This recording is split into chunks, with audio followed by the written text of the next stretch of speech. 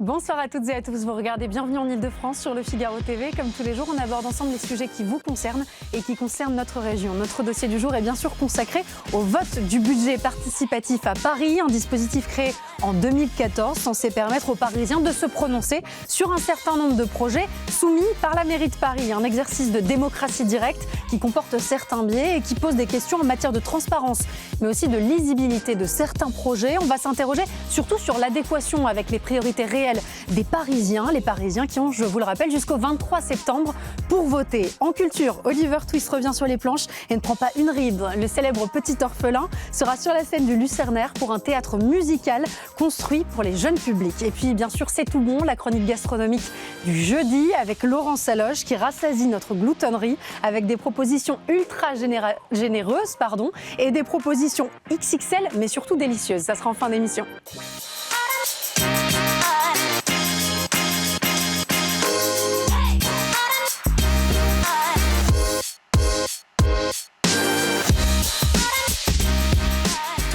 Depuis 2014, les Parisiens sont invités à voter pour les projets du budget participatif et même l'opposition se prête au jeu. Regardez, Rachida Dati immortalisait son vote il y a 2 jours dans la mairie du 7e arrondissement. Pourtant, ce qui coince, c'est la nature de certains projets et la mise en avant de projets sélectionnés évidemment par la mairie de Paris qui ne sont pas toujours en adéquation avec les priorités des Parisiens. Mais on va avoir le temps d'y revenir et de vous expliquer les dessous de ce budget participatif. On en parle avec vous, Paul Sébi, rédacteur en chef de l'Observatoire Hexagone, Catherine Lécuyer, conseillère du 8e arrondissement de Paris pour le groupe Changer Paris, Pauline Landé-Barraud, journaliste au service web Écho du Figaro et Yann Verling, vous êtes vice-président chargé de la transition écologique, du climat et de la biodiversité à la région Île-de-France. On est ravis de vous avoir tous les 4 autour de la table. On va peut-être déjà rappeler l'initiative, l'origine de ce budget participatif. Je vous donne la parole, Catherine Lécuyer. Le but, c'était de permettre aux Parisiens de se prononcer sur un certain nombre de projets. Tout à fait. Alors, c'est effectivement, comme vous l'avez rappelé, donc ce dispositif budget participatif existe depuis 2014. Donc, on a un petit peu de recul maintenant sur sa mise en œuvre et sur les projets qui sont arrivés jusqu'au bout du processus. Puisque je reviendrai aussi peut-être, si vous me laissez parler sur ce sujet, sur tous ces projets qui ont été votés mais qui ne sont pas allés au bout, c'est-à-dire qui n'ont pas vu le jour, et ça représente quand même plus de 30% à l'échelle de Paris, et par exemple dans le 8e arrondissement, il y a un peu moins de 50% des projets qui sont allés jusqu'au bout. En tout cas, ce dispositif existe depuis 2014, il représente des montants assez importants. Pour l'année 2025, c'est de l'ordre de 83 millions d'euros à peu près. Donc voilà, c'est un sujet qui n'est pas à prendre à la légère, et effectivement l'idée c'est d'associer les Parisiens à la vie de leur ville sur différentes thématiques, que ce soit l'environnement, la solidarité, la sécurité, etc., etc. 3600 projets ont été réalisés depuis la création du budget participatif. Vous avez eu raison de préciser que de nombreux ne sont pas arrivés à terme. C'est évidemment une partie des questions qu'on va aborder aujourd'hui. J'aimerais qu'on dise un mot, Pauline, si vous le voulez bien, aussi de l'état des finances de la mairie de Paris, puisqu'évidemment, c'est aussi une partie du problème. Quand on pense à cette enveloppe, donc 83 millions d'euros par exemple, sur le budget participatif de 2024, et quand on voit cette dette qui enfle, on peut s'inquiéter. Aux yeux de certains, effectivement, la situation est mauvaise. Plus de 9 milliards d'euros de dette et je crois qu'en 2026, elle pourrait atteindre plus de 10 milliards. Donc c'est vrai que c'est important. Après, il faut remettre les choses un peu dans leur contexte. En ce qui concerne le budget participatif, je crois que c'est 5% du budget d'investissement de la ville. Ce qui reste, je crois au tout début, on parlait de 45 euros par habitant. C'est ce que représentait le budget participatif. Donc bon, c'est pas non plus gigantesque au regard de tout ce qui est dépensé par la ville de Paris. Mais il faut remettre de l'ordre dans les finances de la ville de Paris d'une manière ou d'une autre, finalement. Alors, ça, c'est encore un clivage gauche-droite. C'est-à-dire que du point de vue de la gauche, il n'y a pas vraiment de problème. Ils assument complètement leur politique d'investissement. Alors que la droite, effectivement, est plutôt d'avis qu'il faut remettre les choses d'équerre et puis arrêter de dépenser, quoi. On parlera évidemment de l'adéquation, surtout avec les aspirations, les besoins des Parisiens, et c'est peut-être en effet plutôt une question d'adéquation avec les besoins que de budget réel. J'aimerais qu'on évoque aussi cette question de la démocratie directe. Est-ce que c'est, à proprement parler, un exercice de démocratie directe ? Alors justement, les budgets participatifs sont plutôt des outils de démocratie participative. à la différence de la démocratie directe. Alors la différence, elle est très simple, c'est que démocratie participative, la décision est déjà prise et les citoyens viennent l'améliorer, la modifier, alors que la démocratie directe, c'est les citoyens qui prennent la décision eux-mêmes. Et là, on est vraiment seulement dans un outil participatif et ce qui peut, et je pense qu'on en reparlera, peut créer des déceptions puisque les citoyens n'ont pas le dernier mot vraiment sur les projets. Donc en fait, si on réexplique la manière dont les choses fonctionnent, les Parisiens sont invités à soumettre un certain nombre d'idées. Ces idées sont ensuite triées, sélectionnées par la ville de Paris, puis resoumises au vote. Est-ce que justement, il y a un certain nombre de biais qu'on imagine évidents sur la sélection de ces projets? Est-ce qu'ils doivent être, est-ce qu'ils sont finalement uniquement en adéquation avec la politique menée par la ville de Paris?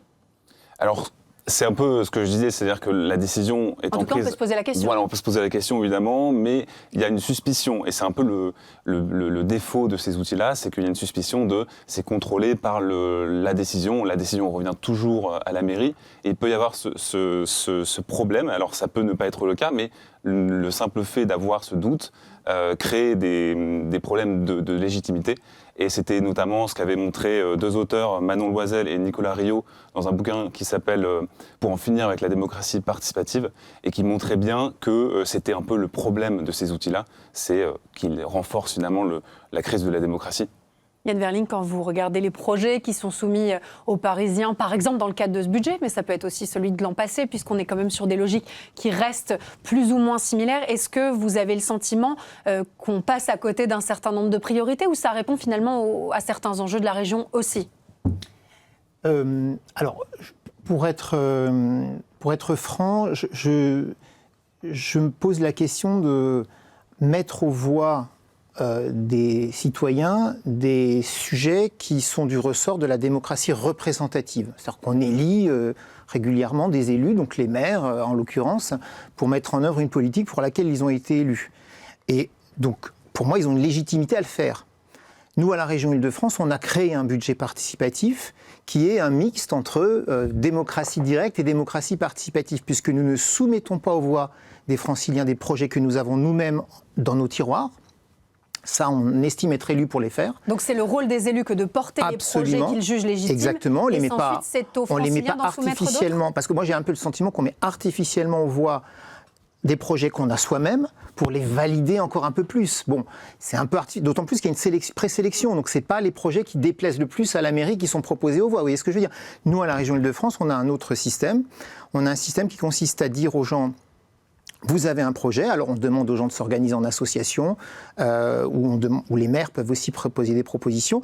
Vous avez des propositions, vous avez des idées, elles sont complètement les vôtres, vous nous les soumettez, on les regarde, non pas en termes d'opportunité, mais simplement en termes d'éligibilité, parce qu'on a défini des thématiques. Je crois que c'est ce que dit faire la mairie de Paris aussi. Non, mais nous, on ne touche pas au projet, on ne regarde pas le contenu. On leur dit, vous nous faites remonter.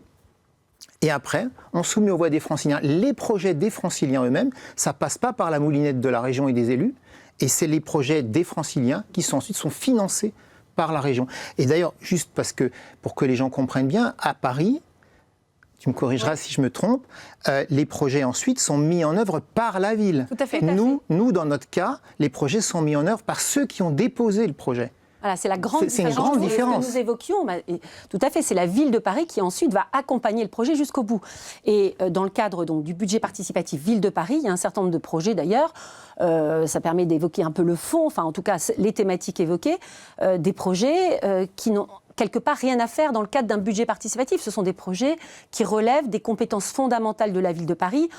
Par exemple, dans le cadre c'est une forme de maquillage finalement politique que de les proposer dans le cadre d'un budget participatif. Dans le cadre de cette promotion 2025, vous avez 22 projets qui concernent la réfection de cours de récréation, de toilettes d'écoles élémentaires, etc. Mais c'est la base. Ça, c'est la compétence de la ville. C'est la Ville de Paris.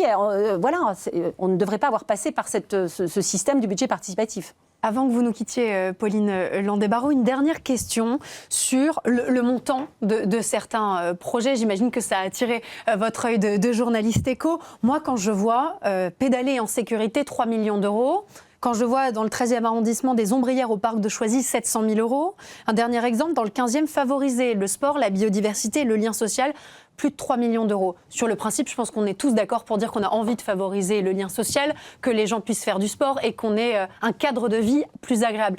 Pour autant, là, il y a un problème de lisibilité. Il y a quelque chose de l'ordre de la fracture entre les montants qui sont annoncés, qui sont énormes pour le commun des mortels, et derrière ce qu'on nous propose.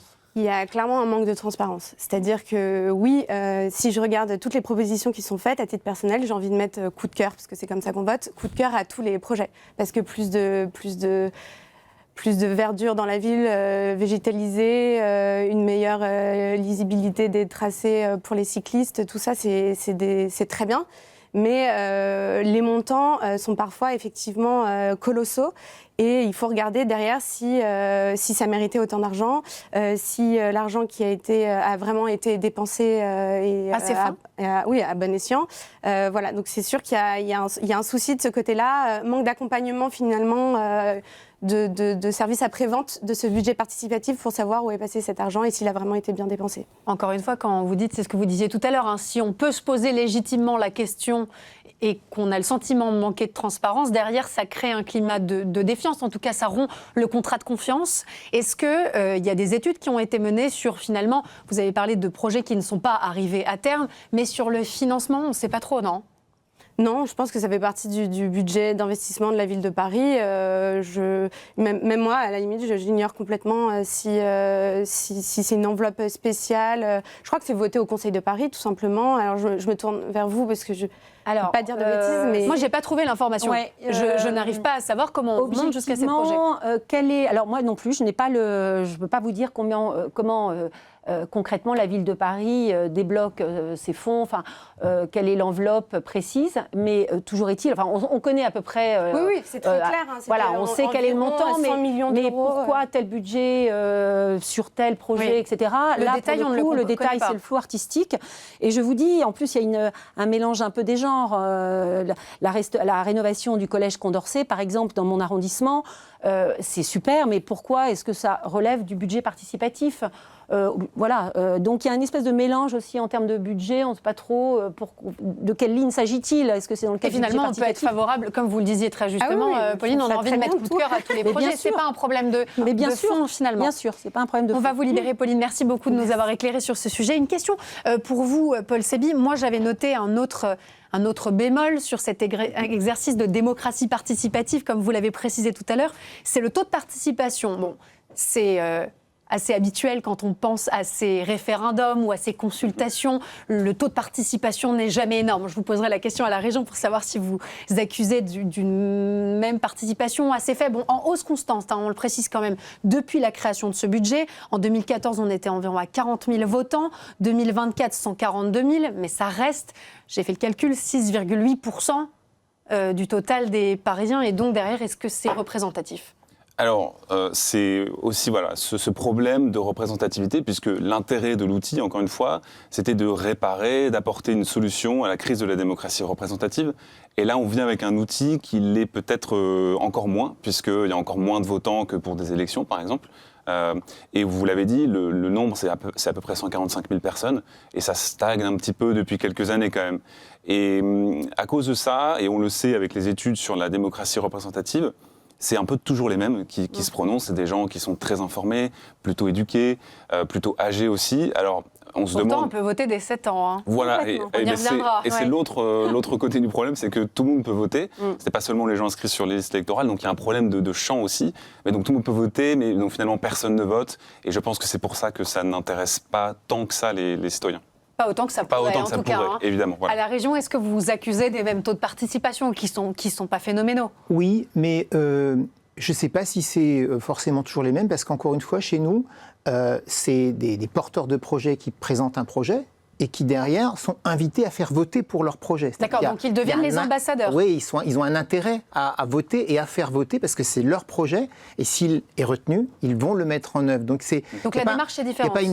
Parce qu'à Paris, il n'y a pas un lien direct entre le votant et le projet. Il peut être d'abord effectivement très lointain du projet, géographiquement parlant même, alors que chez nous, c'est un lien direct. Voilà. Si vous me permettez, je voudrais dire un petit mot sur le budget, parce que...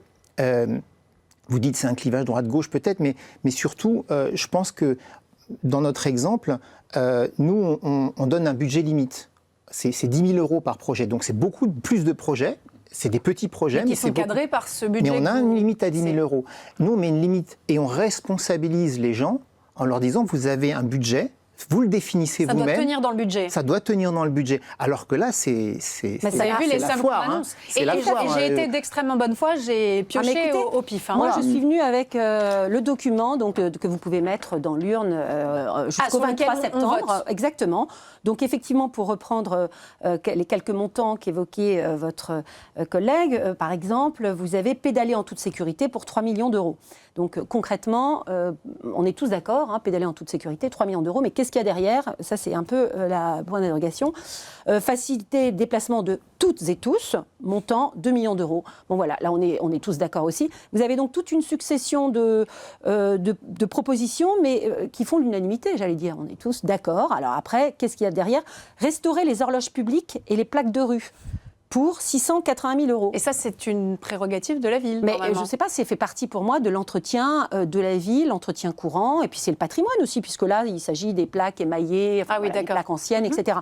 Mais vous avez tout un inventaire à la Prévert comme ça de budgets qui sont débloqués pour voilà, ce qui devrait faire partie des compétences tout à fait classiques de la ville de Paris. Je me permets de revenir sur ce clivage, peut-être qu'on exagère un petit peu, mais ce clivage gauche-droite quand même sur les priorités des Parisiens, dans ce qui est mis en avant par ce budget participatif, et on le voit grâce à, d'ailleurs c'est très bien fait, Open Data pour la mairie de Paris met à disposition un certain nombre de données qui nous permettent de savoir exactement dans quel grand groupe finalement ont été réalisés ces investissements. Ça donne en numéro 1 le cadre de vie, en numéro 2 l'éducation et en numéro 3 l'environnement. Puis, juste derrière, le sport. Ça, c'est la manière dont sont découpées la répartition des budgets par thématique. C'est très instructif, sauf que quand on regarde les thématiques qui sont prioritaires pour les Parisiens, et c'est à l'initiative d'un sondage initié par le Parti socialiste, c'était le 19 mars dernier, je ne sais pas si vous vous souvenez de ce sondage, la priorité numéro 1 des Parisiens, c'était la sécurité et la propreté, pour 16,41%, les déplacements et la mobilité, on le retrouve quand même assez fréquemment, pour 15%, et enfin l'environnement et le climat, qui reste, c'est vrai, assez haut. Dans ces projets du budget participatif, rien n'est proposé concernant la sécurité, par exemple, et la propreté. Donc, on se met des œillères et on se dit... J'ai quand même un petit exemple en matière de sécurité. Vous avez la possibilité de voter pour des vélos cargo pour une police municipale au plus près des habitants pour 180 000 euros. Donc, la police municipale... Des vélos cargo. La police municipale que j'ai interrogée m'a dit... voilà, ils avaient un petit doute sur l'intérêt de cette mesure, mais après tout, pourquoi pas. Non, c'est vrai qu'on a un peu le sentiment qu'il y a un décalage entre ces propositions. Ce qui ne veut pas dire que les propositions sont mauvaises. Mais et pas vous le du disiez, tout. on le dit tous autour de la table. Pas du tout. Ce sont toutes des propositions sur lesquelles on tombe d'accord. Mais bien sûr, mais c'est pas la priorité. Ce ne sont pas des priorités. Mais quand on est à sec au niveau des finances, bien sûr, et le groupe Changer Paris est tout à fait partisan du budget participatif et partie prenante. Mais voilà. Pardon, mais allons au bout de cet exemple pour montrer qu'il y a effectivement de l'idéologie de la ville de Paris dans la manipulation des Parisiens. Des vélos cargo pour la police municipale. Vous imaginez On peut en sourire, mais c'est pas drôle en fait, parce que derrière l'idéologie de dire que tout le monde doit avoir des vélos cargo à la place des voitures, y compris la police. Bon, est-ce qu'on a demandé à la police si elle a besoin de vélos cargo pour assurer la sécurité ? Non. La preuve, tu l'as demandé, ils n'en ont pas besoin. Par contre, tu m'as dit dans les coulisses tout à l'heure qu'ils avaient besoin de talkie-walkie. Mais ça, on ne leur demande pas s'ils ont besoin de ça et on ne le met pas au budget participatif. D'ailleurs, on n'a pas besoin de le mettre, il faudrait leur payer les talkie-walkies sans demander aux Parisiens s'ils sont d'accord ou pas. Mais donc vous me rejoignez quand je parle de différence entre les aspirations, les priorités Bien réelles sûr. et derrière des mesures qui peuvent être de bon sens, mais qui ne sont pas prioritaires. Cosmétiques. Et des idéologique. vélos cargo pour la police, c'est cosmétique. Excusez-moi, c'est absolument pas le besoin de la police aujourd'hui. Ils ont des vélos. Ça, c'est très utile pour aller en agilité un peu partout. Sillonner rapidement. Vélo Mais cargo, des cargos, c'est même encombrant voilà. en plus d'ailleurs. Exactement. Qu'est-ce que ça nous dit, ça, finalement, encore une fois, de l'exercice de la démocratie de proximité ? Oui, c'est... En plus, on a un peu parlé des finances, etc. Et dans ce qui est prévu, il n'y a pas non plus l'idée qu'on pourrait peut-être tout simplement ne pas dépenser cet argent. Et ça, c'est vrai que c'est un peu alors là, non, pas du tout. Voilà, c'est ce qui n'est pas prévu du tout, et tout simplement parce que c'est le budget de la ville de Paris, mais ils auraient très bien pu prévoir aussi cet aspect-là, puisque par exemple pour les référendums locaux... C'est amusant ce que vous dites. Donc un projet... Ne pas dépenser 3 millions d'euros. Par exemple, c'est vrai que... Renoncer à quelque chose. Renoncer à quelque chose, parce que dans les référendums locaux que moi j'ai étudiés un petit peu à travers le pays, parfois les gens refusent des projets tout simplement parce qu'ils estiment que c'est trop cher. Et ça pourrait tout à fait être le cas. Quand on voit des sommes de 3 millions d'euros, on peut se demander si c'est utile. Et puis les Parisiens pourraient peut-être avoir envie de baisse d'impôts, etc., qui compenseraient peut-être tout ça. Donc c'est pas prévu, et ça c'est un problème, je pense aussi dans la démarche. En tout cas que ça n'existe pas. Voilà, mais voilà, que ça n'existe pas, et puis on aurait très bien pu aussi faire comme vous avez fait, c'est-à-dire cadrer les sommes tout simplement. C'est peut-être aussi une solution. Et alors moi, j'émettais l'idée, mais je ne sais pas ce qu'elle vaut, il faudrait en débattre, etc. Mais pourquoi pas, puisque nous arrivons en fin de mandature, j'allais dire, avoir une espèce de purger un peu, en tout cas, tous ces projets qui ne sont pas arrivés à leur terme, parce qu'il y a un certain nombre de projets qui sont en attente, qui ont été validés, etc. Et donc qui devront être portés et qui, à la limite, distribution. il faut qu'ils aillent jusqu'au bout. Donc, arrêtons avec le budget participatif le temps d'aller jusqu'au bout de tous ces projets qui ont été validés. Donc commençons par mettre en œuvre les projets qui ont été votés et qui ne sont pas allés au bout. Exactement. Allons jusqu'au bout de la démarche et puis après reprenons, puisque moi je suis très favorable au budget participatif comme le groupe Change de Paris. Dans ces proportions-là, dans cette dimension-là et dans cet exercice logistique-là. Mais en tout cas, dans tous les projets qui ont été validés, il y a un certain nombre qui sont tout à fait recevables, qui sont intéressants. Des réaménagements de rues, je pense, dans le 8e arrondissement, on a une rue qui est, en fait, on a réaménagé la moitié, on attend l'autre moitié, mais là on n'a plus les moyens, mais ça a été voté en conseil par le budget participatif. Mais vous conserveriez la forme si l'opposition passait à moi, la tête je suis de la assez mairie de Paris. favorable à la démocratie participative. Je trouve que le budget participatif, c'est intéressant. D'ailleurs, il y a un certain nombre de villes de droite, enfin, il y a un grand nombre de villes de droite en France qui se sont emparées de ce budget participatif. Et on n'aurait pas intérêt à basculer dans une démocratie, donc, directe. Plutôt que participative? Bon, alors moi, je n'ai pas toutes les subtilités de ces... Non, mais c'est intéressant, par exemple, l'exemple de la région, finalement. C'est vrai que je l'ai découvert. Nous avons découvert mutuellement comment nous fonctionnions les uns et les autres. Et effectivement, je trouve que dans le cadre de la région, c'est beaucoup plus cadré. Il y a peut-être des bonnes idées à prendre aussi du côté de la région. Exactement, mais pourquoi pas. À votre service. Oui. Très élégamment dit. J'aimerais qu'on parle des conditions de participation. Donc, je l'ai dit tout à l'heure, on a jusqu'au 23 septembre. Ça a commencé le 4 septembre pour voter. On peut voter en ligne et dans les mairies d'arrondissement. Il y a des bureaux de vote qui sont ouverts. Il faut être parisien et il faut avoir au moins 7 ans. On écoute la maire de Paris se justifier sur le sujet. On était en février 2022. Que j'ai proposé en 2014 le budget participatif et que je l'ai ouvert aux enfants dans les écoles à partir de 7 ans. On m'a dit, mais qu'est-ce que c'est que cette histoire? Et en fait, qu'est-ce qui s'est passé? Les enfants, avec leurs enseignants, ont travaillé sur des projets pour une école, les ont proposés, ont défendu leurs projets, ont obtenu parfois un vote favorable, ont pu les mettre en œuvre après. Je crois que la démocratie, il faut la vivre. Alors là, on rejoint un petit peu ce que vous disiez. Bon, elle se justifie, je trouve, plutôt bien, finalement, de l'existence de cette possibilité de voter à partir de 7 ans. Pour autant, on s'imagine bien qu'un enfant de 7 ans n'est pas en mesure de voter pour une proposition à 3 millions d'euros sur le fait de pédaler en sécurité.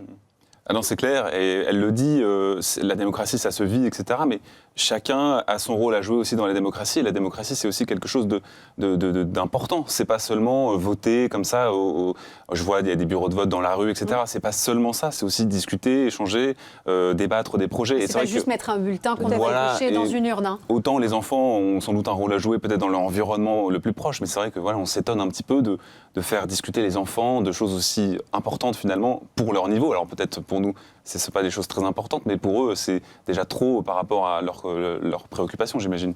Alors, ça rejoint quand même une partie de ce que vous expliquiez tout à l'heure, en tout cas sur la manière dont fonctionne le budget participatif à la région, le fait d'impliquer des communautés, des porteurs de projets dans finalement cette dynamique qui met à l'œuvre un exercice de démocratie et qui leur permet d'aller jusqu'au bout. Vous l'avez rappelé, avec un budget donné. Bon, là, des enfants de 7 ans, on imagine que c'est un bon exercice, finalement, que de les sensibiliser à la manière dont une école fonctionne, dont elle est entretenue. Mais aller jusqu'au vote? Encore une fois, ce qui peut bien marcher, indépendamment de l'âge, c'est de solliciter les gens sur des choses qui les concernent au plus près. Ça peut marcher, une place publique en bas de chez soi, un parc. Et des enfants, ça peut être effectivement leur cours d'école. Mais au-delà, non, ça n'a pas de sens. Ça n'a pas de sens au-delà. Aucun sens des réalités. Donc, par exemple, faire voter des enfants, même de 7 ans, mais uniquement sur quelque chose est-ce qu'on met un petit poulailler dans la cour d'école, un arbre supplémentaire, etc. Mais c'est la limite. Une balançoire en plus. Voilà, mais il faut que ça les concerne. Et ça peut être un apprentissage de la prise de responsabilité à 7 ans. C'est très pédagogique, mais il ne faut pas faire voter un enfant de 7 ans sur là, tout ce qui est listé là. D'autant plus qu'il y a une forme, moi je trouve, de légèreté quand même dans ce vote, puisqu'il y a la possibilité de voter par Internet, et auquel cas il faut que vous soyez identifié, vous ayez votre adresse mail, etc. Vous passez par France Connect ou autre. Mais vous pouvez voter donc dans votre arrondissement. Une urne est à disposition, on ne vous demande pas de pièce d'identité, vous avez juste à mettre le bulletin dans l'urne, à signer. Vous pensez qu'il y a des agents de la mairie de Paris qui gonflent les urnes écoutez, en tout cas, je trouve ça quand même, pour un urne qui se, un vote qui se veut effectivement quand même relativement sérieux, il y a une forme de légèreté qui et donc peut on se doit d'être exemplaire même sur des exercices de démocratie participative. Pour que ce budget participatif ait vraiment du sens, il faut que le vote soit fait de façon extrêmement sérieuse. Voilà. Est-ce que vous prêchez pour qu'il y ait plus de synergie? Vous avez tous les deux appris l'un de l'autre aujourd'hui. Ça montre que les synergies ne sont pas forcément évidentes, en tout cas qu'elles ne sont pas de l'ordre du quotidien, entre ce qui se fait à la mairie de Paris et ce qui se fait à la région, pour peut-être mutualiser certains projets. Non mais ça, avec grand plaisir. Avec grand plaisir, je l'ai dit, on parle déjà, par ailleurs, hein, vous le devinez, mais nous, quand on a construit notre budget participatif, on ne l'a pas fait ex nihilo parce qu'on avait une idée que personne n'avait jamais eue avant. On a regardé ce qui se faisait ailleurs, à la ville de Paris, mais pas que, puisqu'il y a des exercices équivalents aujourd'hui, de budget participatif un peu partout.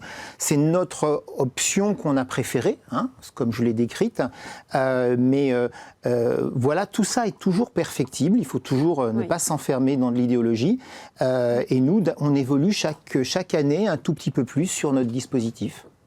Et c'est intéressant, en effet, de pouvoir en discuter et de pouvoir confronter à d'autres réalités. J'imagine qu'il y a des villes qui fonctionnent aussi différemment en France. Je n'ai pas une connaissance assez fine du sujet pour justement aller me pencher sur ce qui existe, mais j'imagine qu'on a de bonnes idées à prendre ailleurs pour que l'exercice de démocratie directe et participative fonctionne encore mieux. Catherine Lécuyer, une dernière question sur finalement ce que mettrait en place l'opposition. Vous nous avez parlé justement d'aller au bout de projets qui n'ont pour l'instant pas eu l'occasion d'aller à terme. Vous nous avez dit être favorable à continuer cet exercice du budget participatif. Est-ce qu'il y a quelque chose qui guiderait aussi votre manière de le faire, plutôt sur la forme ? Sur le budget participatif ? Oui. Écoutez, d'abord, je pense qu'il faut, comme je l'évoquais, le fait qu'on fasse un arrêt sur image, j'allais dire, si nous avons, et nous avons tout à fait, enfin en tout cas c'est l'objectif, nous pouvons gagner Paris dans quelques mois. L'idée c'est on va devoir faire un audit des finances de la ville de Paris. À partir de là, on va savoir à quelle sauce nous allons pouvoir être mangés, si je puis dire. Et donc, en tout cas, qui serait éventuellement disponible pour un budget. Ça va conditionner beaucoup de choses, puisque l'argent, c'est le nerf de la guerre. Et là, on a une situation qui est quand même assez critique en matière de finances. Donc déjà redresser la barre. Exactement. Et voir ce qui est disponible pour éventuellement continuer à mener des exercices comme celui-ci. Une dernière question, Paul Séby, sur finalement ce qui pourrait améliorer le dispositif existant pour que les Parisiens s'y retrouvent plus. Je pense que l'objectif était donc d'améliorer la démocratie et il faut avoir ça en tête. Et je pense que pour ça, il faut vraiment que les règles soient très claires et que les citoyens soient conscients de où ils vont voter, comment, etc. Et pourquoi ?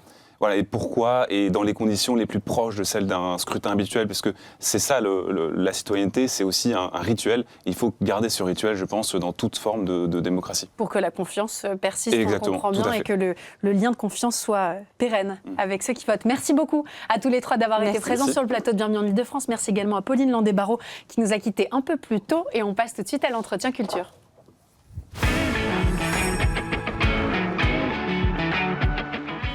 Le héros de Charles Dickens, Oliver Twist, revient sur scène dans une comédie musicale pour toute la famille au théâtre du Lucernaire. Une plongée dans le roman si vivant de son auteur au travers d'une comédie musicale très bien ficelée qui reprend les codes des bonimenteurs du 19e siècle. On en parle avec nos invités en plateau.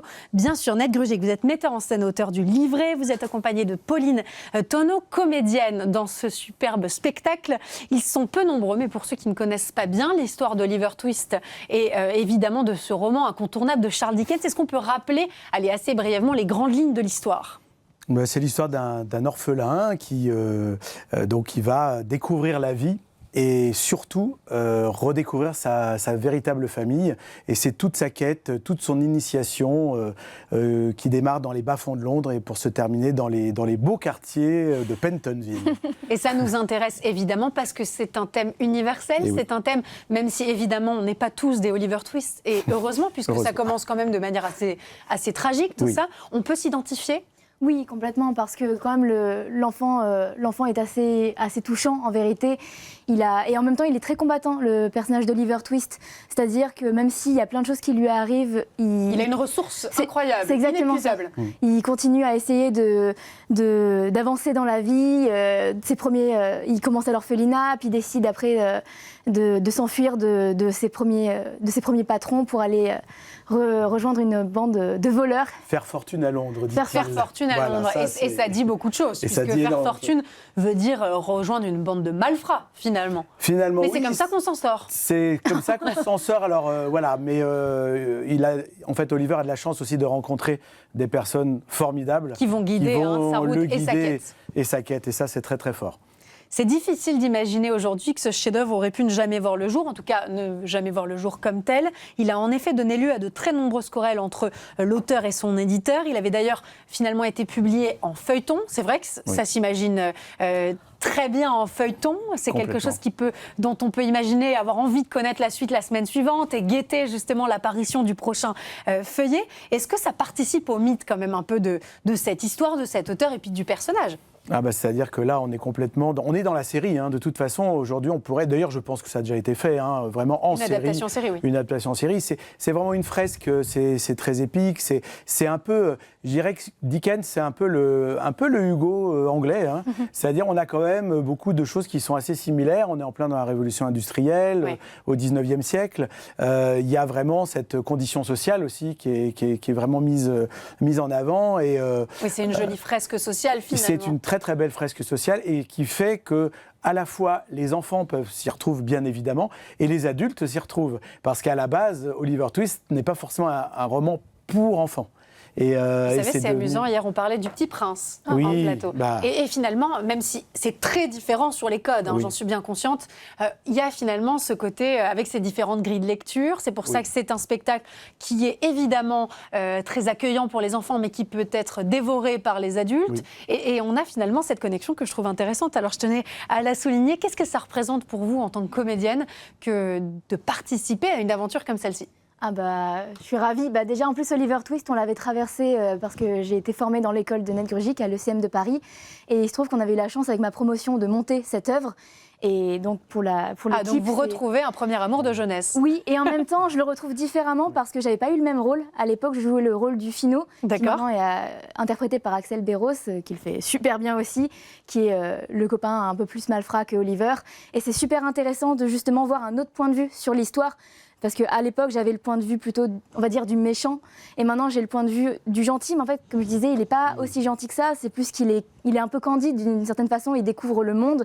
Il découvre le monde avec ses cruautés, mais aussi avec l'émerveillement et l'espoir de pouvoir s'en sortir. Et c'est un vrai bonheur de traverser cet enfant qui juste voit tout au premier degré et avec des grands yeux émerveillés et plein d'amour d'une certaine façon. Vous en parlez très bien et c'est exactement ça, je trouve. C'est cet émerveillement, cette capacité, toujours, même dans la misère, même dans ce qui est sombre, de voir une opportunité, une éclaircie et derrière la joie et le bonheur. Cette histoire, vous avez décidé de la conter à l'image des bonimenteurs du 19e siècle, je le disais. Ça veut dire que les comédiens, ils jonglent entre de la narration et du jeu. Alors là, c'est génial parce qu'on suit évidemment le fil narratif, on n'est jamais perdu, on ne se détourne pas de l'histoire et en même temps, ça laisse évidemment de la place au jeu et puis à l'exercice du théâtre. Exactement, on est vraiment, c'est le théâtre dans le théâtre, c'est des bonimenteurs sur une place qui vont tout d'un coup. C'est quoi un jouer. Bonimenteur pour ceux qui nous Un bonimenteur, c'est comme un présentateur, mais dans la rue, on va dire. Donc il est obligé d'attirer l'attention de tous les passants pour raconter. Est-ce que c'est un peu comme les crieurs? C'est un peu comme les crieurs sur les places publiques. Effectivement, c'est même ça la base. C'est exigeant sur scène de devoir basculer d'un fil narratif à quelque chose qui est plus dans l'ordre de ce que vous faites d'habitude, j'imagine, donc d'être dans un rôle de comédienne. Oui, ça permet d'avoir une espèce de petite distance qu'on prend avec le personnage où un coup on l'incarne vraiment et on est dans ses chaussures et un coup on prend cette distance-là où les bonimenteurs s'amusent de la situation parce qu'eux ils savent ce qui va arriver, ils ont ce truc-là où ils essayent d'attirer l'attention des spectateurs. Bon, qu'est-ce qui va se passer et ça rajoute beaucoup d'humour. C'est exactement ça, ça rajoute une vraie distance et beaucoup d'humour. Un regard, en fait ça rajoute un regard qui serait je pense, le regard de Charles Dickens. C'est-à-dire dans sa narration. C'est un peu le narrateur omniscient. Exactement. C'est-à-dire dans sa narration, il y a il y a toujours un regard critique, il y a toujours c'est un petit peu sarcastique. C'est le petit coup d'œil à André le petit coup d'œil, voilà, un petit recul sur les personnages qui fait qu'on ne tombe pas dans le mélodrame total. Oui. Et on reste toujours, il y a toujours des clins d'œil, toujours de l'humour. Et c'est tout ce qui fait la saveur de la littérature anglaise aussi. Exactement, vous avez raison de le souligner. Que j'adore. Vous en êtes un aficionado. Vraiment. Il faut réussir à en faire une comédie musicale. Oui. Et c'est là où ça m'intéresse et où je trouve que le challenge et le défi étaient grands, puisqu'on parle quand même de la misère d'un jeune homme, malgré cette quête perpétuelle pour faire quelque chose de la vie et qu'elle soit belle. Il ne faut pas dénaturer le propos.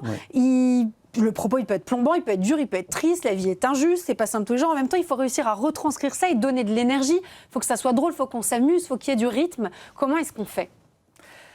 Alors déjà, dans le choix même d'Oliver Twist, de l'œuvre, il y a vraiment des personnages qui inspirent ce côté comédie musicale. Déjà le titre Oliver Twist, déjà quand on entend, ça twist. On a envie de twister. Et puis après, les personnages ont beaucoup de densité, beaucoup d'humour. Donc en fait, comme les chansons, c'est souvent des gros plans émotionnels sur les personnages, sur leur âme, sur leurs émotions. C'est vraiment idéal pour en faire une comédie musicale. Ensuite, on a plein de situations. Oliver qui découvre les bas-fonds grouillants de Londres la nuit, avec des grands tableaux. Je le trouve génial. C'est superbe parce que du coup, on est effectivement un peu aussi dans Les Enfants du Paradis. Je dirais un peu. Oui, c'est une comparaison qui a été beaucoup faite. Vous la trouvez juste ? Je la trouve assez juste, oui. Je la trouve assez juste. Chez nous, dans Les Enfants du Paradis, on a plutôt Lassner. Là, on a plutôt Bill Sikes. Voilà, on a toujours des personnages comme ça qui sont incroyables. Et puis, on est aussi au théâtre. C'est pareil. C'est du théâtre forain. Justement, est-ce que c'est plus une comédie musicale ou est-ce que c'est plus du théâtre musical ? Et forain, moi, j'ai l'impression que parfois, les comédies musicales sont connotées comme étant légères. Là, c'est pas léger, hein, non, pas du tout léger. Non. Oui, on le voit plutôt comme. Moi, je le vois plutôt comme une forme de théâtre musical. Oui, moi aussi. Et en vrai, ça apporte beaucoup la musique parce qu'en vrai, la musique, ça nous accompagne dans nos vies. Je veux dire, c'est pas étonnant que des fois, on ait une playlist qui nous fasse plus bouger, une playlist qui, au contraire, soit plus là pour nous accompagner dans des moments tristes. Et du coup, la musique, c'est un autre langage, tout simplement. Donc, mettre des moments, des musiques un peu sautillantes et rigolotes, les moments où Oliver s'essaye à être un pickpocket, et des moments beaucoup plus tristes, dans les moments où des personnages se rendent compte que la vie est quand même beaucoup plus compliquée qu'il n'y paraît, ça paraît c'est assez fluide, en fait, dans la narration, de justement accompagner... Oui, ça accompagne l'histoire, ça accompagne la narration. Et ça a vraiment une importance dans la dramaturgie. Par exemple, il y a un moment donné où Oliver Twist part avec ses copains dans la rue, voit un vieux monsieur en train d'acheter des livres, et puis les copains lui disent « Tiens, Oliver, tu vas faire tes débuts là, tu vas peut-être, on va te montrer comment ça marche de faire le pickpocket et puis tu vas le faire. » Sauf qu'évidemment, c'est les gamins qui volent le portefeuille. Oliver, qui ne fait que regarder, il se trouve qu'au moment où le grand-père, le vieux monsieur se retourne, il voit Oliver et donc il l'accuse de vol. Donc là, tout le monde va poursuivre Oliver Twist dans Londres. Et là, en fait, on a tout un concept où tout ça se fait, la poursuite se fait complètement en claquette, par exemple. J'adore. Alors j'allais justement y venir. C'est vrai que c'est au service de la narration. Ça rejoint tout à fait ce que vous disiez. Il y a évidemment des ballets, il y a beaucoup de musique, il y a des claquettes. Ce monde cruel qui est fait de beaucoup de ruses, un peu de bagarres. Il faut le mettre en musique et il faut le mettre en rythme. Et je trouve que les claquettes, pour ça, c'est absolument génial. Vous faisiez des claquettes avant ? Non, moi j'ai appris à l'ECM, je n'en avais jamais fait avant. On sait que c'est hyper difficile maintenant. Ils ont une formation quand même en claquettes. Une formation claquettes, c'est génial. Qui a déjà... C'est génial, moi c'est un coup de cœur. C'est vrai, ça vous amuse beaucoup ? Oui, c'est génial, c'est Elodie qui nous avait appris. En plus, elle nous a encouragés à aller voir d'autres professeurs en dehors de l'ECM justement pour qu'on puisse avoir d'autres méthodes. Et c'est quelque chose qu'on fait encore actuellement. Donc c'est génial, on adore. Tout le monde dit qu'il y a un vrai souffle épique et je trouve qu'il n'y a rien de plus vrai, et ça montre qu'on n'est pas obligé de voyager dans des contrées éloignées pour avoir ce sentiment de vivre de multiples aventures. Est-ce que le cadre aussi de ce Londres, des bas-fonds de Londres finalement, est propice à ce voyage et cette épopée pour ce jeune homme ? Complètement, le cadre est magique. c'est un cadre qui est aussi plein de poésie. Oui. Même si on parle de bas-fond, on a quand même, on est dans des lieux comme ça où, par exemple, on a des lumières qui sont très intrigantes, on a des costumes qui sont très patinés, les personnages ont des visages blancs, un peu comme dans des films expressionnistes. Il y a vraiment, tout l'univers contribue à créer vraiment un moment magique. Une ambiance particulière et très poétique, vous avez raison. Oui, c'est vraiment le but, en tout cas. On regarde un petit extrait ensemble avant de se retrouver. On regarde un extrait.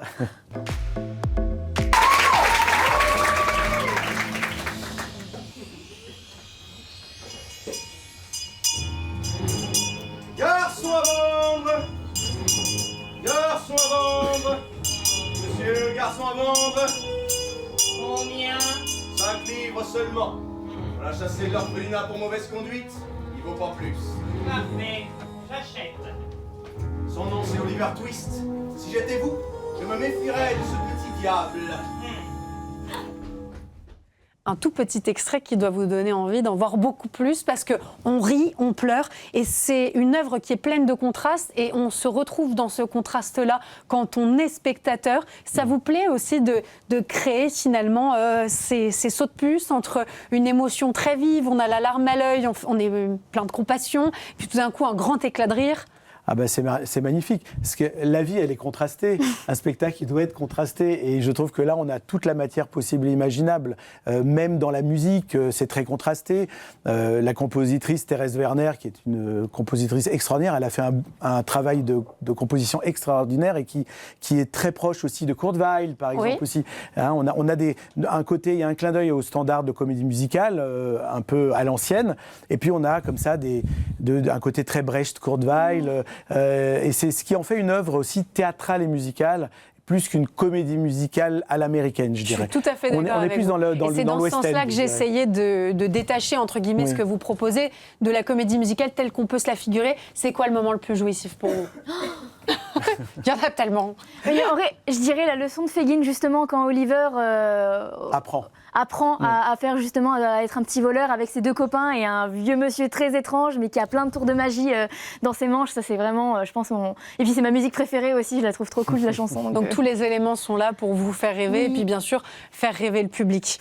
On rappelle que c'est, pour l'instant, déjà programmé jusqu'au 11 janvier, du mercredi au samedi à 14h30. Au dimanche. Du mercredi à 14h30 et le dimanche à 14h. Oui. Non, j'essaye d'être précise. Et c'est au théâtre du Lucernaire. Oui, absolument, avec une superbe équipe. Une troupe géniale. 6 jeunes artistes formidables, vraiment, et très polyvalents. Il faut venir les applaudir parce qu'ils ont toute la fougue et le talent de la jeunesse.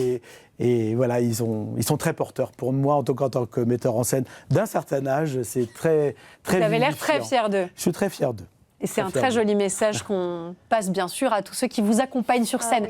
Merci beaucoup à tous les deux. On était ravis d'en parler dans Bienvenue en Ile-de-France. Oliver Twist, donc au théâtre du Lucernaire. Merci beaucoup. Et on passe tout de suite à C'est tout bon avec Laurence Saloche.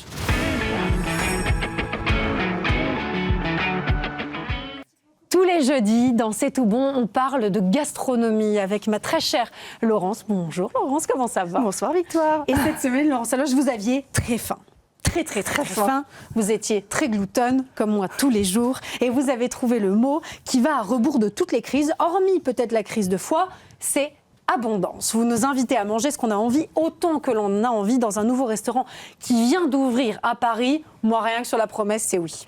Alors, on est dans le Marais, on est chez Envie. Alors, pour être tout à fait clair, l'enseigne, elle dit Envie, le banquet. Le banquet, on imagine une grande table d'apparat, etc. Une table commune, on n'y est pas du tout. On est surtout et essentiellement sur un buffet, donc à volonté. Vous allez vous livrer au 8e péché, qui est le péché de langue, Victoire. La gourmandise. La gourmandise. Et je ne parle pas de péché par hasard, c'est pas pour vous culpabiliser, mais c'est parce que c'est Éloi Spindler, que vous connaissez peut-être, parce qu'il est extrêmement médiatique. Il explore tous les péchés capitaux. Il en est à son 3e. Alors, c'est le chef tiktokien par excellence. Il a des abonnés sur TikTok, Instagram, YouTube. 200 000, 300 000, ça rigole pas. C'est vraiment un chef très médiatique. On le reconnaît parce que, où qu'il se présente, poste, que ce soit dans une réception ou sur les réseaux, et ben, il a le bréchet bardé de sa panoplie de couteaux. Oui, tout à fait.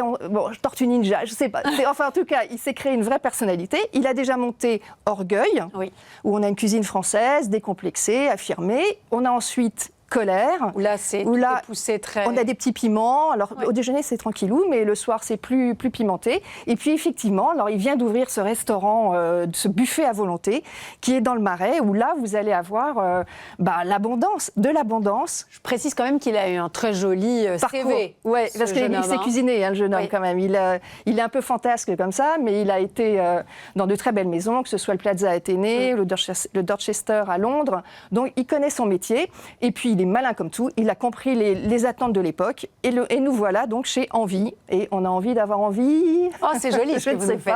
Qu'est-ce qui plaît dans ce concept de buffet à volonté? L'abondance, les prix, les deux? Un peu les deux. Alors moi au départ je me suis dit tiens on va se goinfrer là-bas et j'étais encore dans l'idée du Club Med où on se fait des pyramides de nourriture. Là c'est pas tout à fait l'idée. Je pense que ce qui plaît aujourd'hui dans les buffets, et il y en a de plus en plus, version française, c'est la liberté. Et je fais un petit clin d'œil aux grands buffets de Narbonne, qui sont une référence en matière de buffet à volonté. La première intitulée du restaurant s'appelait la cafétéria Liberté. Et je crois que c'est ça, en fait, ce qui fait le succès. C'est qu'aujourd'hui, on a des normes hygiénistes, on a des chefs qui nous imposent des menus. Là, vous arrivez, et vous entrez. Ce que vous aimez. Et on choisit ce qu'on met. Si vous voulez faire 3 fromages et un dessert, si vous êtes un monomaniaque du hareng ou parce qu'il y a un banc d'étrier, vous faire de la charcuterie, vous faites absolument ce que vous voulez. Et donc on reprend les rênes de son repas? Exactement, c'est ça la liberté. C'est de reprendre le contrôle en fait d'un repas qu'on a envie de se faire sans contrainte. Mais du coup c'est presque transgressif. C'est presque transgressif à une époque où on nous impose beaucoup de choses. Vous avez raison de le préciser. Alors ce chef très engagé est connu pour défendre une cuisine française responsable avec un approvisionnement local des produits de saison. Est-ce qu'il applique aussi ces principes chez Envie? Oui, alors on retrouve vraiment cuisine française, parce qu'on sait que les buffets, il y en a eu beaucoup d'asiatiques. Là, on est vraiment cadré sur la cuisine française, qu'il maîtrise parfaitement. On flirte un peu avec la Méditerranée, que ce soit par exemple sur les entrées, vous pouvez avoir un pâté en croûte, mais vous pouvez aussi avoir un tzatziki ou des courgettes au za'atar, donc c'est extrêmement mêlé. Et donc la proposition, un des points forts de cet endroit, c'est d'avoir une proposition très large et très variée. Donc vous avez vraiment, que ce soit pour les entrées, les desserts ou les plats, une variété immense. Avec des plats du jour et généreux. Alors, les plats du jour, ça se passe comment? On arrive, on a un long comptoir avec les entrées. La partie fruits de mer, poissons, sur le côté. Vous avez les fromages. Et puis, il y a un îlot central où vous avez une vraie cuisine avec des vrais chefs. Alors là, on retrouve un peu le principe du self, c'est-à-dire que vous allez faire un petit peu la queue, parce que succès oblige. Il est, je crois, à 350 couverts jour dès l'ouverture. Donc ça démarre très très fort. Et là, vous allez commander votre plat qui va vous être servi. Un des éléments intéressants, c'est que vous n'allez commander qu'un plat à la fois. Ok, ça évite le gaspillage. Et ça, c'est vraiment une notion importante chez Éloi, parce qu'il est très attentif à l'anti-gaspillage. Donc, vous allez manger de façon raisonnable. On va pas vous raisonner. C'est-à-dire, quand vous allez vous asseoir, non, mais on vous explique quand par même exemple, un petit peu. Je le voyais sur le menu, mais gnocchi, cacio et pépé. Exactement, mais voilà. Et après, vous pouvez aller rechoisir un plat. Mais l'idée, c'est quand même de maîtriser ce service. Donc, on n'est pas moralisateur, mais on est intelligent. On est intelligent et il y a plein d'astuces.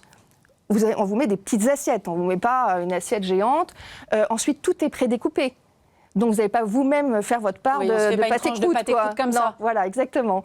Et puis, ensuite, vous allez vous déplacer plusieurs fois, puisque le service à table est très, très bien géré. Donc, on vous enlève à chaque fois votre assiette, vous redescendez, vous remontez, si vous êtes à l'étage. Sinon, il y a une salle en bas. Ma réserve première, c'est la déco. Moi, ça ne me plaît pas trop. Je trouve que c'est un peu hétéroclite et pas particulièrement réussi. Mais c'est une affaire de goût. Non, mais c'est rigolo. Ouais, voilà. Ça peut être rigolo. C'est vraiment une question de sensation. Moi, j'ai une question. Ça peut contenir combien un estomac? Alors, c'est loin d'être la première fois que je me pose la question, sachez-le. Alors, moi, je vois l'image de Mister Creosote, vous savez, dans les Monty Python, où au moment de l'After Eight, l'estomac explose. Je me suis renseignée. En général, c'est 1,5 autour de... Voilà. Et le max, c'est 3 litres.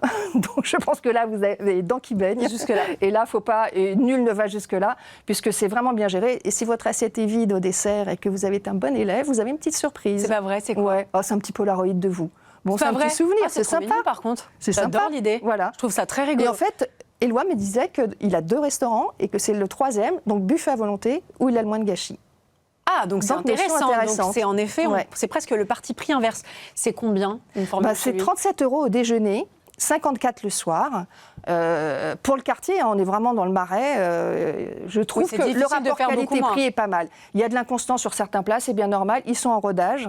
Mais je trouve que ça vaut le coup. En plus, c'est gratuit pour les enfants si vous avez des enfants de moins de 5 ans. Mais c'est trop mignon comme idée. Y compris le samedi et le dimanche. Il est futé, hein. Ouais, il a tout compris. Il a tout compris. Alors, dans l'esprit de cette chronique, il vous a semblé logique de nous parler d'un autre nouveau restaurant, Pantagruel, qui a ouvert il y a un mois dans le 1er arrondissement de Paris. Tout est dans le titre ? Oui, parce que vraiment, alors là, on n'est pas du tout sur le buffet à volonté, mais comme je l'ai testé hier, je me disais, allez, je vais en parler parce que ça vaut vraiment le coup. Puis voilà, le nom n'était pas totalement en désaccord avec cette chronique. Rabelaisien. Il est pourtant rue de Richelieu. Il fait plutôt référence à Molière. Mais voilà, et Pantagruel, donc on pense évidemment à ce personnage géant, le fils de Gargantua, très adipeux, enfin voilà, gourmand, Vous savez que etc. C'est le texte sur lequel je suis tombée au bac de français. Ça vous a porté chance ? Beaucoup. Tant mieux. Pardon. Et ben, c'est vous un pouvez géant qui a un appétit phénoménal. Phénoménal, oui. Ça fait même référence à un petit diablotin, si je me souviens bien, qui jetait du sel pour faire boire les ivrognes. Il n'en avait pas besoin. Méthode qu'on connaît bien dans les bistrots et les comptoirs, mais abandonnés depuis. Bref, là, c'est Jason Gouzy. Alors lui, il a Panurge, qui est un restaurant qui marche très bien dans le sentier. Il vient d'ouvrir, il a ouvert au mois d'août, cette table qui est donc Pantagruel, on est rue de Richelieu, étoilée. Donc on est loin du buffet à volonté quand même. Et son principe, alors un peu comme Pantagruel, on voit toujours le personnage un peu énorme, mais c'est aussi un érudit, c'est quelqu'un qui a de la sagesse. Et je retrouve dans sa cuisine et dans le menu qu'il propose exactement ces terminologies, puisqu'on a à la fois de la maîtrise. Alors lui aussi, il a un très très beau parcours, notamment chez Eric Fréchon. Et puis il fait une cuisine extrêmement maîtrisée, extrêmement technique, mais qui mêle aussi de la street food. Vous avez un croque au homard, par exemple. Et puis, vous avez aussi une cuisine un peu bistrotière. Souvent, vous avez un élément. Et puis, vous avez des petites assiettes satellites qui reprennent le produit principal. On rebondit comme ça. C'est vrai que c'est une proposition gastronomique. Qu'est-ce qu'on retrouve effectivement dans l'assiette ? Eh bien, dans l'assiette, on retrouve des plats extrêmement soignés. C'est-à-dire qu'on a vraiment ce mélange de saveurs. Il y a un œuf, par exemple, qui est travaillé avec du riz soufflé et une crème d'œuf. C'était délicieux. Sous cet énorme œuf, en fait, on a un petit sushi. Donc, on est un peu surpris par la disproportion, mais c'est excellent. On est vraiment sur une cuisine raffinée. Il y avait notamment un pigeon du Gâtinais qui était très, très bon. Le pigeon est difficile à travailler, mais il était réussi. Dans son authenticité. Si vous n'aimez pas le pigeon, vous oubliez. Si vous l'aimez, vous allez adorer parce qu'il y a du fruit rouge, les curseurs sont poussés, c'est dense, c'est toutes les saveurs qu'on aime. Et puis jusqu'au melon, où en ce moment, évidemment, ils cuisinent la saison et les produits de saison. Donc on a jusqu'au dessert des melons, avec le melon travaillé avec des billes, avec des associations très très astucieuses. Et très raisonnable pour un restaurant étoilé. Le menu du déjeuner est à 65 €, si je ne dis pas de bêtises. Exactement. Ouais. On reste sur la générosité et les grands formats avec la proposition d'une nouvelle pâtisserie dans le 7e arrondissement. Mathieu et Pauline Zerouali et Mathieu Turin, que le grand public connaît finalement assez peu. C'est dommage. Et on comprend pourquoi, parce qu'ils ont surtout une société qui fait du traiteur, des repas sur mesure pour les entreprises et pour les particuliers. Et puis là, pignon sur rue, ils ouvrent une pâtisserie. Ils viennent d'ouvrir, c'est rue Claire dans le 7e. Ils ont notamment, je retiens votre attention sur un dessert. Ils font du pain très bon, des petites pâtisseries classiques excellentes, mais ils ont un riz au lait pour 8 personnes, qui est soit avec la pistache et des framboises, caramel bientôt, soit une mousse au chocolat pour 8 personnes. Et je trouvais que la générosité de ce plat était sympa. C'est génial, en plus, à amener chez des amis quand on est invité. Le contenant est sympa et vous avez, c'est consigné, vous ramenez, ça vous fait 40 €, mais pour 8, c'est le prix de... C'est le prix de la fainéantise ? Bah oui. Je reprends votre humour, évidemment. En art de la table, vous n'avez pensé qu'à une chose, une bouche élégante, qui croque la pomme chez Fornasetti et plus original chez Serax, qui propose des bijoux de table surréalistes. Des bijoux parce que ce sont 2 créatrices joaillières belges, Serax est belge. Alors je regarde leur nom parce que c'est Catherine Wouters et Karen Hendricks, décidément. Elles ont créé cette collection qui s'appelle Moule Versant. Alors Moule Versant, ça fait penser à la moule évidemment. Et à Boule Versant, et elles sont très inspirées par le mouvement surréaliste. Donc vous allez retrouver cette bouche qui rappelle aussi Salvador Dali. Génial. Avec ce canapé qui s'appelait la boca, la bouche. Je trouve ça et alors magnifique. vous avez tous ces petits plats en forme de bouche. Vous avez un beurrier. Alors voilà, le beurrier c'est la gourmandise. Là c'est une trilogie de plats avec que des bouches. Et j'ai trouvé que ça correspondait bien à à notre envie d'abondance, de générosité, tout sauf être étriqué et chiche. Moi, je trouve ça très joli, très gourmand, et j'imagine ça sur une table quand on reçoit des amis. Je trouve ça très généreux. Voilà, et puis on peut les multiplier à foison.